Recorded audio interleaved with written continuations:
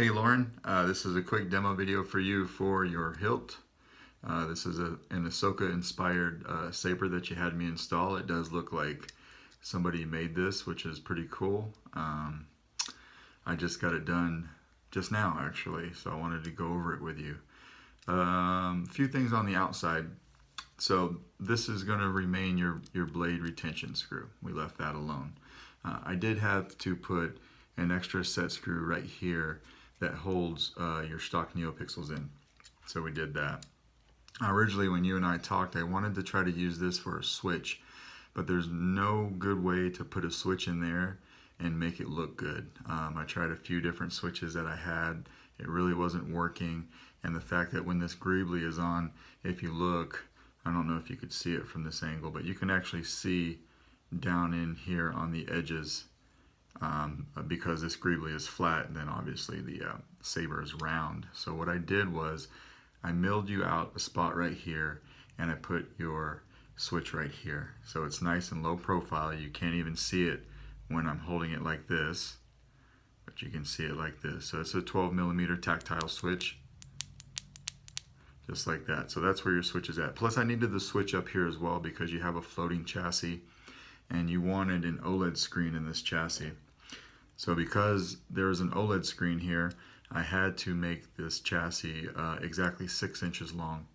So when it's inside the hilt, it actually comes up to about right here or so. Yeah, probably right here, just past that switch. So I would not have been able to have a switch back here on this guy and been able to slide the chassis in and out to put the battery in and out, right? So that was the reasoning behind this guy right here. But like I say, we made it as low profile as I possibly could to where you can't even see it from the side. So there's that. So to get in here, obviously you want to unscrew this pommel cap. I made this chassis a very tight press fit for you, so it's not going to move around, it's not going to fall out on you, it's not going to twist around. It's very tight, and that's on purpose. So when you put the chassis in, you're going to want to leave about that much sticking out, just where you can see the speaker. You've got plenty of room in this pommel cap when it's on for the speaker to be here, but then also this doubles up as a way for you to actually get this guy out. So when this is out, I just grab onto here and I pull it, and it comes right out. And we'll keep pulling it out. You've got your battery compartment right here. Of course, your negative is your spring. And I flip it around. Let me move this out of the way. We start bringing it all the way out. There's your OLED screen right there, and then your board is right here. Your board is taped down to the chassis. Everything's a press fit. I put that tape on there just in case, but you're going to want to take that off if you want to get to your board. But we're going to leave the chassis about right there, and then we're going to put your battery in it. Another thing about this battery and this chassis, it's such a tight fit in here because of the wiring that I had to do for this OLED screen, that when you put this battery in, you're going to want to make sure when you put your negative side first that you've got it all the way up against the battery wall compartment. And then on the sticker, where the battery, this battery sticker, put it inside the chassis. Just that little bit sticking out on the outside of the chassis made it really difficult to get into this hilt. But I found when I put this sticker on the inside, or you could even take it off if you want, but I just didn't want to mess up your battery. I found putting this sticker on the inside of your chassis just fixed that problem. So we're going to pop this in. And we're going to turn it on real quick just so that you can see your OLED works. This is a one-button setup. Mute. I don't want to mute it. So we'll turn it on. Get your chassis, your OLED's working great. And turn it off. To turn this off on a one-button setup, you just hold it a little bit longer, and then it turns off. Now to get to your sound fonts, you want to hold down the button when the blade is off. So we're going to do that. I have a ridiculous font that my wife made. It's a Britney Spears font. I did put it on the end of this guy. We're going to cycle through it so you hear it, but I'm going to let you play with it by yourself and not on this video. But we're going to hold the button down. Sound bank selection. And we're just going to cycle through with the button. Crystal focus. I hope it focuses. Nebula. Gray meat.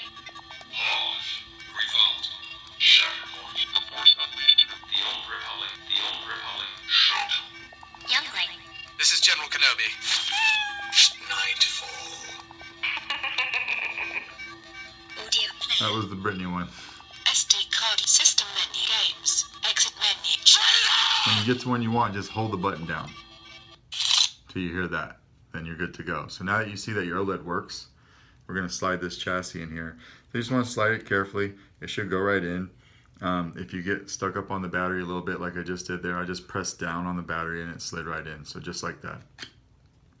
And if, you know, if it's giving you any grief, just be gentle with it. And we'll slide it in. We'll get it to about the point where I said you could leave that speaker hanging out just like that. You do have a 24 millimeter, it's a 24 millimeter bass speaker in here. It's the biggest one that would fit. And then we'll slide this, we could probably push this in just a hair more. And we're going to slide this pummel cap on and screw it on. Just like that, you have some nice sound venting on your pummel.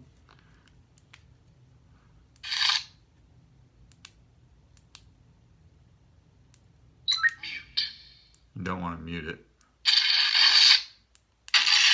There you go. I'll turn the slide off. But you can see your Shtok NeoPixels working in there.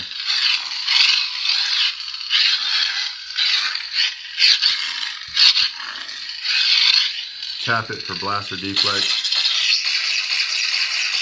Turn it off. Now I do have a test blade right here, so we're going to throw that in there real quick so that you can see a blade works just fine in it.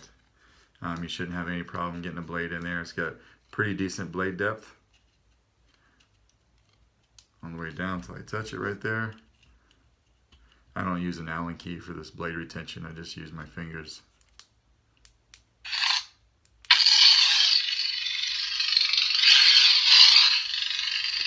Now you can still change blade effects and colors with the one button, but what you want to do for blade effects, we'll hold the button down and twist our wrists and then hang on to the button. Keep holding it. Now you can twist your wrist, or twist the hilt rather, to get different blade effects. For this video, I'm just going to try to find a solid one.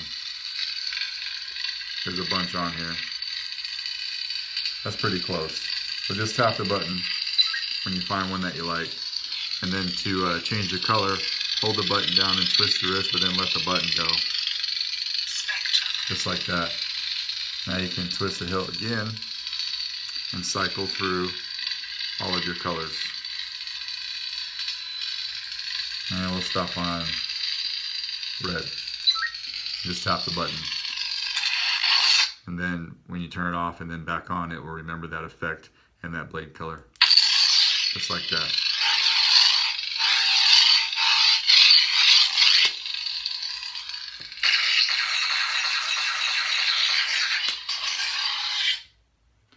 That is your hilt, sir. Hope that you're happy with it. It came out that, I hope it came out the way you wanted.